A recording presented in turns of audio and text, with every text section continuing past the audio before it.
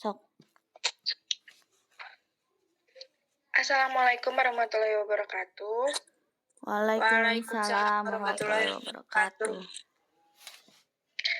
Kami di sini kelompok 3 akan mempresentasikan uji diagnosa kehamilan dan TORCH yang beranggotakan saya sendiri Agita Zahra, Nuranti Khairunisa, Tia Fitria, Erin Siti, dan Perawati.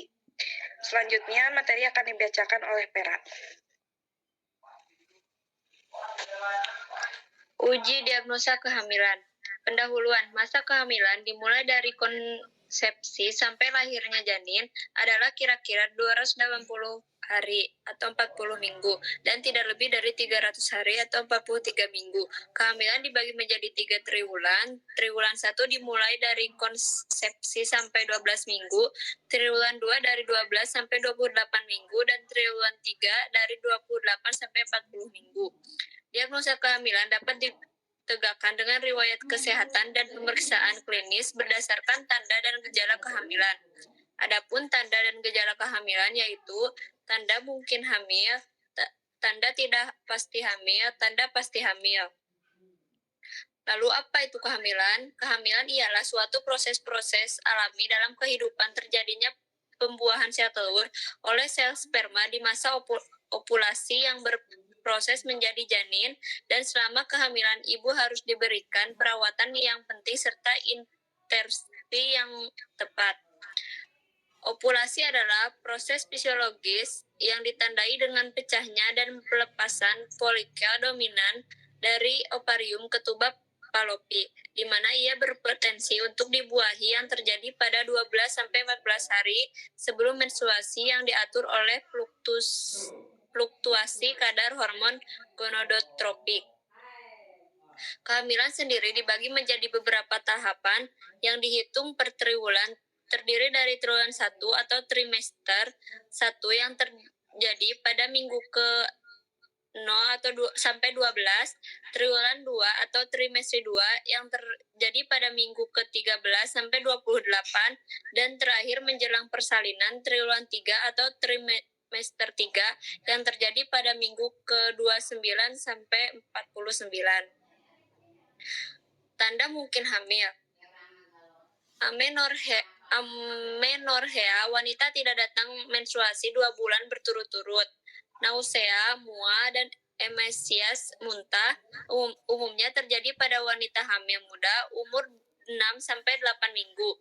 Mual-mual pada pagi hari disebut morning sickness akibat dari pengaruh hormon progesteron dan estrogen, sehingga pengeluaran asam lambung berlebihan. Mastodinia, payudara terasa nyeri dan kencang disebabkan payudara membesar karena pengaruh hormon estrogen pada ductus mammae dan progesteron pada alveoli. Quickening, perasaan gerakan janin pada minggu ke-18 atau minggu 20 dan umur 14 atau 16 minggu pada multigrapida. Gerakan janin pertama kali dapat digunakan untuk menentukan umur kehamilan.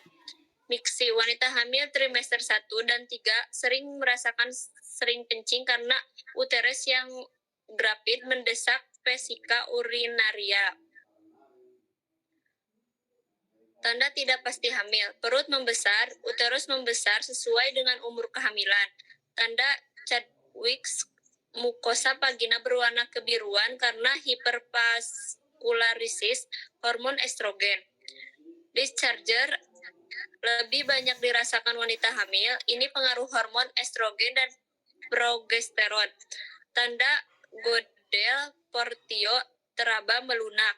Tanda Hegar ismus, uterit teraba lebih panjang dan lunak. Tanda Pistaches, pembesaran dan pelunakan pada tempat implantasi. Biasanya ditemukan saat umur 10 minggu. Teraba balotemen, tanda ada benda mengapung atau melayang dalam cairan pada umur 16-20 minggu. Kontraksi Braxton Hicks, kontraksi uterus, perut terasa kencang tetapi tidak disertai rasa nyeri. Reaksi kehamilan positif. Tanda pasti hamil, adanya gerakan janin yang dapat dilihat, dirasakan, dan diraba serta ditemukan bagian-bagian janin. Terdengar denyut jantung janin secara auskultasi, dapat didengar dengan stetoskop monokuler Laennec, Doppler, alat kardiotograf, dan dilihat pada USG. Terlihat tulang-tulang janin pada foto ronsen sudah tidak disarankan.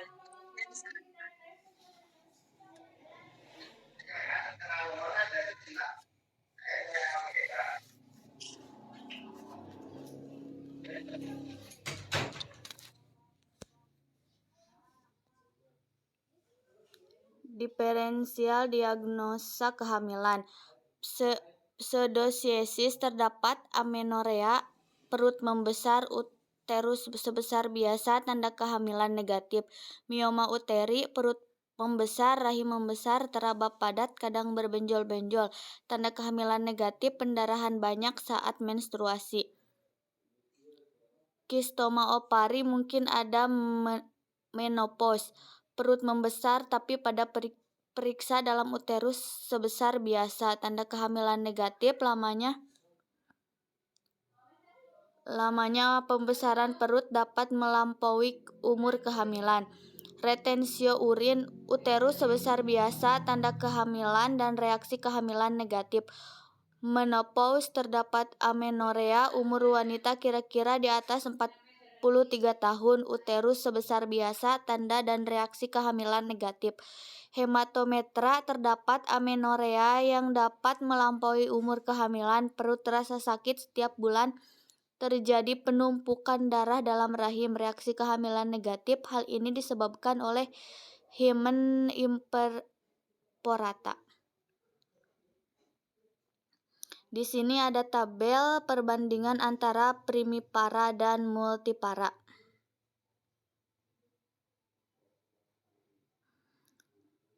TORCH. Pendahuluan. Infeksi TORCH, Toxoplasma oterdiceae, rubella, cytomegalovirus, dan herpes simplex virus merupakan beberapa jenis infeksi yang bisa dialami oleh wanita yang akan atau sedang hamil. Infeksi ini dapat menyebabkan cacat bayi akibat adanya penularan dari ibu ke bayi pada saat hamil. Infeksi TORCH pada wanita hamil seringkali tidak menimbulkan gejala atau asimptomatik, tetapi dapat memberikan dampak serius bagi janin yang dikandungnya. Dampak klinis bisa berupa mengakibatkan gangguan penglihatan, pendengaran, sistem kardiovaskular, dan metabolisme tubuh. Dari beberapa penelitian menunjukkan bahwa dari 100 sampel ibu hamil yang pernah mengalami infeksi salah satu unsur TORCH diperoleh 12% ibu pernah melahirkan anak dan dengan kelainan kongenital, 70% pernah mengalami abortus, dan 18% pernah mengalami intrauterine fetal death. Campak menjadi perhatian serius pada tahun 2000, di mana dilaporkan bahwa komplikasi penyakit campak menyebabkan kematian kepada lebih dari 562.000 anak di seluruh dunia. Sama berbahayanya dengan campak rubella yang meninfeksi sebelum konsepsi dan selama periode awal kehamilan, berpotensi menjadi penyebab terjadinya abortus, kematian janin, atau CRS, congenital rubella syndrome pada bayi. Rubella termasuk penyakit ringan pada anak, tetapi dapat memberikan dampak buruk apabila terjadi pada ibu hamil trimester pertama, mengakibatkan congenital rubella syndrome. Berikut ini adalah penjelasan dari penyakit yang tergolong dalam TORCH. 1. Toxoplasmosis. Toxoplasmosis adalah infeksi yang disebabkan oleh parasit Toxoplasma gondii. Parasit ini dapat ditemukan pada kotoran kucing yang terinfeksi dan makanan yang belum matang. Jika ibu hamil menderita toxoplasmosis, parasit tersebut dapat menular ke janin dan menyebabkan janin terlahir dengan masalah kesehatan seperti infeksi mata yang serius, gangguan pendengaran, atau gangguan mental. Yang kedua, rubella. Rubella dikenal juga sebagai campak Jerman. Bila terjadi pada ibu hamil, infeksi ini dapat menular ke janin dan menyebabkan janin terlahir dengan kelainan jantung, tuli, gangguan penglihatan, infeksi paru, kelainan darah, atau keterlambatan pertumbuhan. Selain itu, seiring bertumbuhnya bayi, infeksi rubella juga dapat menyebabkan gangguan saraf pusat, kelainan sistem imun, atau gangguan tiroid. Cytomegalovirus atau CMV. Cytomegalovirus adalah jenis virus yang umumnya menyerang orang dewasa dan jarang menyebabkan gangguan kesehatan serius. Namun, pada janin dan bayi baru lahir, virus tersebut dapat menyebabkan tuli, gangguan penglihatan, pneumonia, kejang, dan keterlambatan pertumbuhan.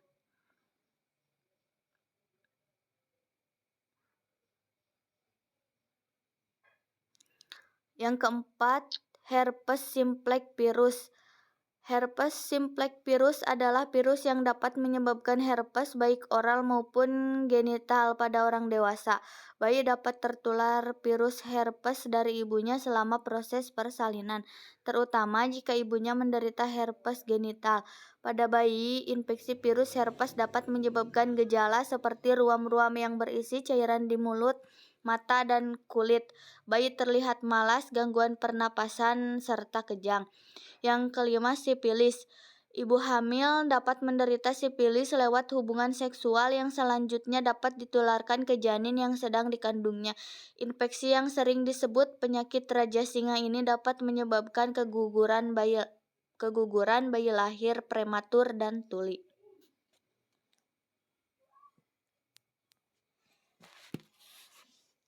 Selanjutnya, indikasi pemeriksaan TORCH. Pemeriksaan TORCH dapat dilakukan pada ibu hamil di trimester pertama dan bayi baru lahir, yang menunjukkan gejala-gejala penyakit infeksi yang tergolong ke dalam TORCH seperti berat dan panjang badan yang lebih kecil daripada bayi seusianya, katarak, trombositopenia, kejang, kelainan jantung, tuli, pembesaran hati, dan limpa, sakit kuning, keterlambatan pertumbuhan.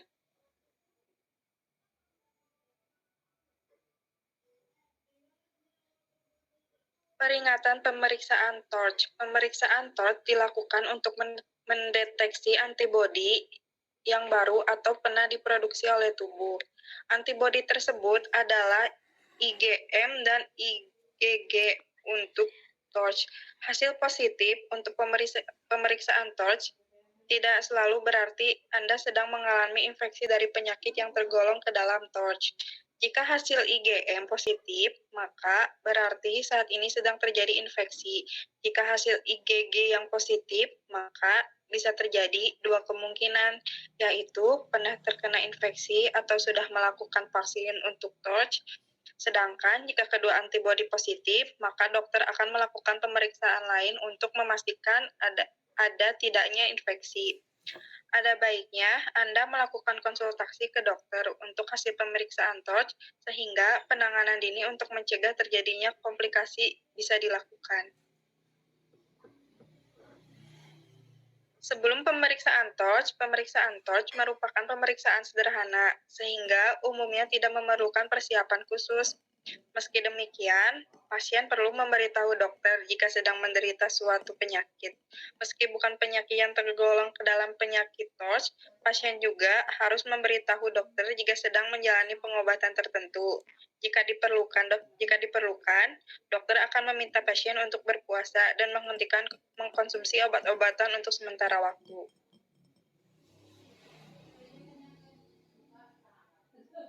Prosedur pemeriksaan TORCH. Prosedur pemeriksaan TORCH cukup sederhana, yaitu berfokus pada pengambilan sampel darah dan deteksi antibodi.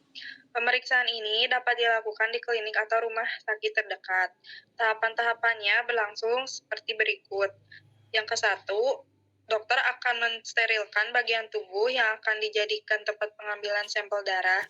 Biasanya, sampel darah akan diambil dari pembuluh darah vena di lengan. Yang kedua, dokter akan mengikat lengan atas dan dengan menggunakan alat khusus agar vena di lengan mengembung dan terlihat jelas. Yang ketiga, dokter kemudian akan menusukkan jarum ke dalam vena dan memasang tabung steril untuk mengumpulkan sel darah. Yang keempat, ikatan pada lengan akan dilepaskan agar darah dapat mengalir dengan sendirinya ke dalam tabung sampel. Yang kelima, setelah dirasa cukup, dokter akan mencabut jarum dan memasang perban pada titik tusukan jarum. Yang keenam, sampel darah yang telah diambil akan dibawa ke laboratorium untuk diperiksa IgM dan IgG torch. Melalui hasil pemeriksaan, dokter akan menilai apakah pasien sedang, pernah, atau tidak mengalami infeksi. Setelah pemeriksaan torch, jika pasien diduga positif menderita penyakit yang tergolong ke dalam torch, dokter akan merekomendasikan pasien untuk menjalani pemeriksaan lain guna memastikan diagnosis. Beberapa pemeriksaan lanjutan yang dapat dijalani setelah pemeriksaan torch adalah yaitu tes fungsi lumbal untuk mendeteksi adanya infeksi toxoplasmosis, rubella, dan herpes simplex virus dan sistem saraf pusat. Terus, tes kultur lesi kulit untuk mendeteksi adanya infeksi herpes simplex virus. Kemudian, tes kultur urin untuk mendeteksi adanya infeksi cytomegalovirus. Jika diagnosis sudah dipastikan, dokter akan menentukan pengobatan yang sesuai dengan kondisi pasien. Komplikasi pemeriksaan torch. Pemeriksaan torch adalah pemeriksaan yang sederhana dan umumnya aman.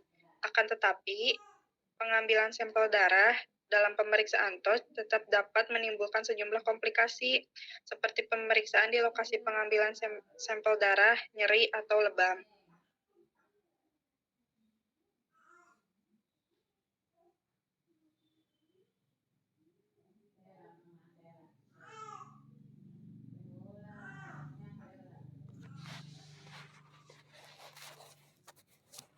Baik, selanjutnya disampaikan sama saya sendiri. Konstipasi atau kesulitan buang air besar karena pengaruh hormon progesteron yang menghambat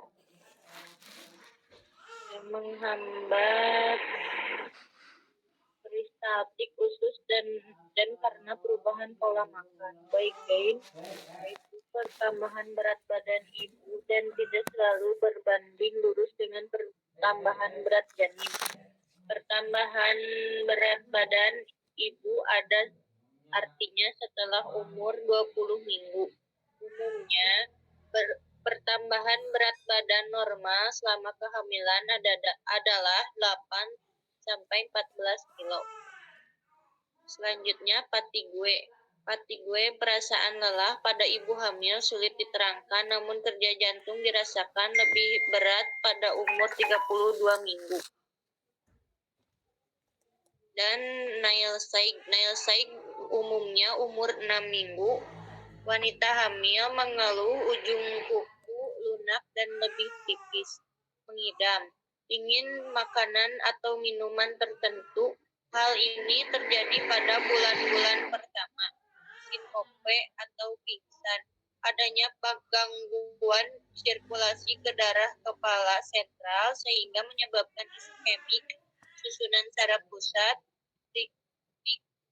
Selanjutnya ada pigmentasi kulit, yaitu pengaruh hormon kortikosteroid plasenta, sering dijumpai pada muka, plasma gravidarum, dinding perut, sterea, gravidarum, yaitu suatu perubahan warna seperti jaringan parut, leher dan sekitar payudara, hiperpigmentasi, areola maeae, puting susu, menonjol sekitar payudara atau hiperpigmentasi areola, kelenjar Montgomery menonjol pembuluh darah mentis. Selanjutnya ada epilois, hipertrofi papila atau gusi berdarah. Yang selanjutnya ada varises atau pemekaran pena-pena, dapat terjadi pada laki-laki, betis, dan vulva. Biasanya dijumpai pada triwulan akhir. Lanjut.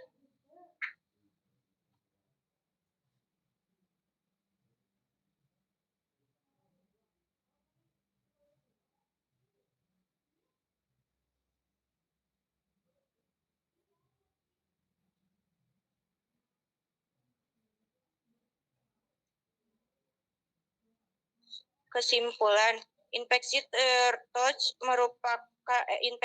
selama kehamilan dapat menyebabkan cacat bayi akibat adanya penularan dari ibu ke bayi pada saat hamil.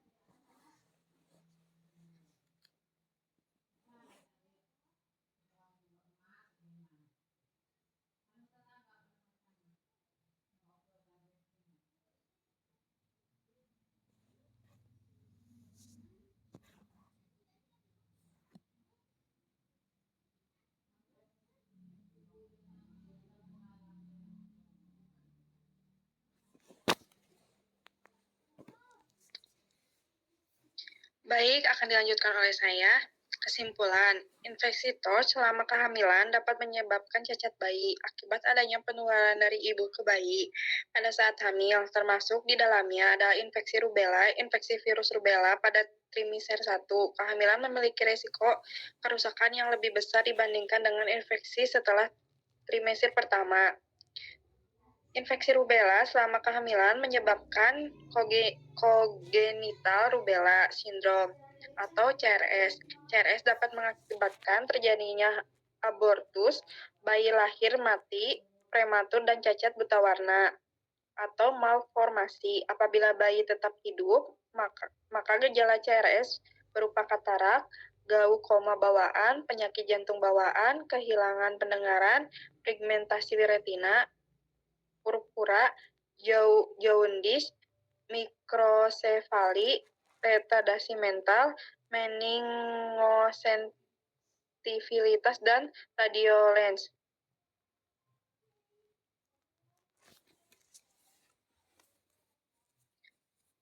Nah, ini berikut daftar pustaka yang diambil. Sekian, terima kasih presentasi dari kelompok kami. Mohon maaf bila ada kesalahan. Wassalamualaikum warahmatullahi wabarakatuh. Waalaikumsalam warahmatullahi wabarakatuh.